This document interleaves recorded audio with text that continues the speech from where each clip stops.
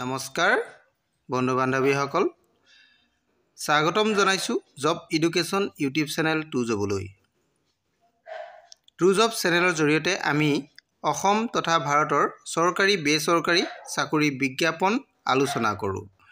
আজিও ঠিক তেনেধৰণে এটা বিশেষ বিজ্ঞাপনৰ বিষয়ে আলোচনা কৰিম। গতিকে বন্ধু বান্ধৱীসকল ভিডিঅ'টো শেষলৈকে চাব। আমি এই ভিডিঅ'ৰ জৰিয়তে কোন বিভাগত নিযুক্তি হ'ব, কিমানটা খালী পদ আছে, বয়স কিমান হ'ব লাগিব আৰু শিক্ষাগত অৰ্হতা কিমান লাগিব, আবেদনৰ অন্তিম তাৰিখ, দৰমহা কিমান হ'ব, এই সকলোবোৰ জানিবলৈ আপোনালোকে ভিডিঅ'টো শেষলৈকে চাব। যদি আপোনালোক মোৰ চেনেলত প্ৰথমবাৰলৈ আহিছে তেনেহ'লে চেনেলটো ছাবস্ক্ৰাইব কৰি দিব। বন্ধু বান্ধৱীসকল আহক আমি এতিয়া ভিডিঅ'টো আৰম্ভ। বন্ধু বান্ধৱীসকল আজি মই যিটো বিজ্ঞাপন লৈ আপোনালোকৰ ওচৰলৈ আহিছোঁ, এই বিজ্ঞাপনটোৰ লগতে আজি মই ইয়াত এই পদৰ কাৰণে আপোনালোকে কেনেধৰণে অনলাইন এপ্লিকেশ্যন কৰিব, মই সেই অনলাইন এপ্লিকেশ্যন প্ৰচেছটো আপোনালোকক দেখাই দিব বিচাৰিছোঁ। আমি গম পাইছোঁ যে এইটো পদ প্ৰকাশ কৰা হৈছে, আপোনালোকে নিশ্চয় দেখা পাইছে কোন ডিপাৰ্টমেণ্টৰ পৰা বিজ্ঞাপনটো প্ৰকাশ পাইছে।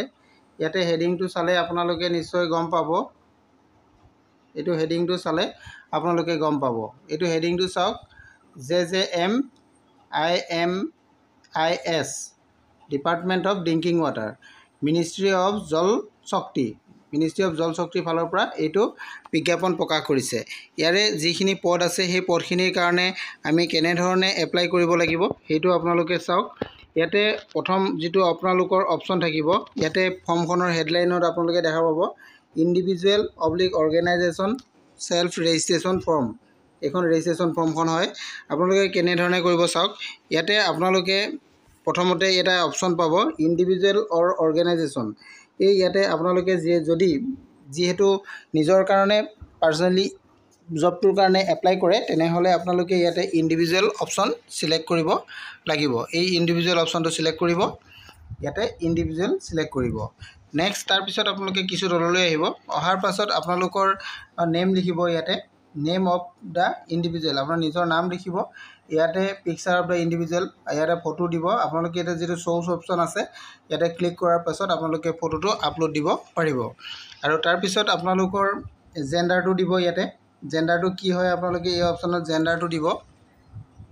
এইটো অপশ্যনত জেণ্ডাৰটো দিব। জেণ্ডাৰ আপোনালোকে ইয়াতে চিলেক্ট কৰি দিব আৰু এডুকেশ্যনেল কোৱালিফিকেশ্যনটো আপোনালোকে ইয়াতে লিখি দিব।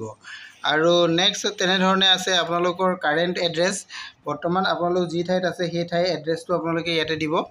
ইয়াতে সম্পূৰ্ণ এড্ৰেছখিনি আপোনালোকে দি দিব। এড্ৰেছ আছে, ষ্টেট আছে, চিটি, ডিষ্ট্ৰিক্ট গোটেইখিনি আপোনালোকে দি দিব। আৰু আপোনাক যিটো কণ্টেক্ট কৰিবৰ কাৰণে কণ্টেক্ট ডিটেইলছটো আপোনালোকে ইয়াতে ফিল আপ কৰি দিব। ইয়াতে আপোনালোকৰ যিটো মোবাইল নাম্বাৰ দিব, মোবাইল নাম্বাৰ OTP ভেৰিফিকেশ্যন হ'ব, গতিকে এইটো আপোনালোকে শুদ্ধ মোবাইল নাম্বাৰ দিব লাগিব। তাৰপিছতে আপোনালোকৰ ইয়াতে are you personally employed in the water related sector, যদি আপোনালোকৰ আগত তেনেকৈ ৱাটাৰ ৰিলেটেড ছেক্টৰত আপোনালোকে কাম কৰিছে তেনেহ'লে এই অপশ্যনটো য়েছ দিব, যদি নাই কৰা তেনেহ'লে ন' দিব এই অপশ্যনটো। তাৰপিছত আপোনালোকে তেনেধৰণে আছে। ইয়াতে ফৰ্মখন যিহেতু বৰ বিশেষ টান নহয়, আপোনালোকে চাই গ'লে গোটেই বস্তুখিনি জানিবই পাৰিব। তাৰপিছত মই ইয়াতে যি ইম্পৰ্টেণ্ট আছে ইম্পৰ্টেণ্টকেইটা আপোনালোকক দেখাই দিছোঁ। Which districts and states are you activate in, কোন ডিষ্ট্ৰিক্টত এই বস্তুটো এক্টিভেটেড আছে আপোনালোকে ইয়াতে ডিষ্ট্ৰিক্ট ষ্টেটটো ইয়াতে এইটো চিলেক্ট কৰিব। চিলেক্ট কৰাৰ লগে লগে কোন ষ্টেট হয়, আমাৰ এইটো আছাম হয়, গতিকে আমি আছাম চিলেক্ট কৰিম। আছাম চিলেক্ট কৰি অ'কে দিলে, অ'কে দিয়াৰ পিছত আপুনি কোন ডিষ্ট্ৰিক্ট হয়, কোন ডিষ্ট্ৰিক্টৰ বিচাৰে ইয়াতে ডিষ্ট্ৰিক্টখিনি আছে, সকলো ডিষ্ট্ৰিক্ট আছে। ডিষ্ট্ৰিক্টৰ আপোনালোকে কোন ডিষ্ট্ৰিক্টত বিচাৰে তেনে সেই ডিষ্ট্ৰিক্ট আপোনালোকে চিলেক্ট কৰি দিব। যদি বোলে বিচাৰে বোলে মই হোজাই হয় হোজাই দিব, যোৰহাট হ'লে যোৰহাট দিব। যিটো ডিষ্ট্ৰিক্ট আপোনাক লাগে সেই ডিষ্ট্ৰিক্টকেইটা ইয়াৰ পৰা চিলেক্ট কৰি ল'ব পাৰিব। নেক্সট তেনেধৰণে এইকেইটা হোৱাৰ পিছত আকৌ আপোনালোকৰ নেক্সট অপশ্যনকেইটা আহিব।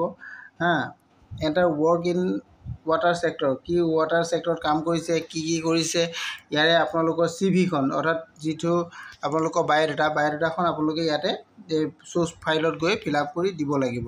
আৰু আপোনালোকৰ যিটো ভেলিড গভৰ্ণমেণ্টৰ ফালৰ পৰা দিয়া ID আছে, ID প্ৰুফ আছে, সেই ID প্ৰুফটো ইয়াতে দিব লাগিব। এইটো চ'ৰ্চ অপশ্যন আছে না, চ'ৰ্চ ফাইল, এই অপশ্যনত গৈ আপুনি ফাইলটো দিব লাগিব।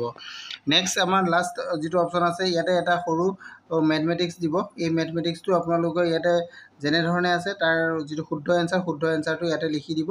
লিখি দি ফৰ্মখন ছাবমিট কৰি দিব। ছাবমিট কৰি দিলে আপোনালোকৰ এইটো ৰেজিষ্ট্ৰেশ্যনটো কমপ্লিট হৈ যাব। Thank U.